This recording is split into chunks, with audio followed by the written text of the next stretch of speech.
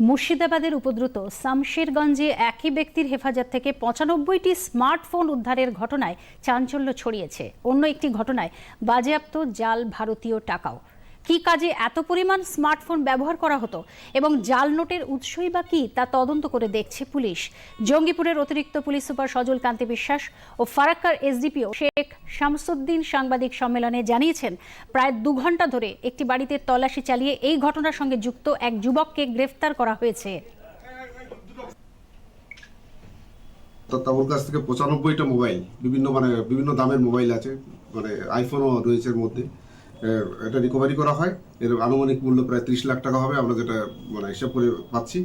এবং একেও ৫ দিনের রিমান্ড সহ একে পাঠানো হবে।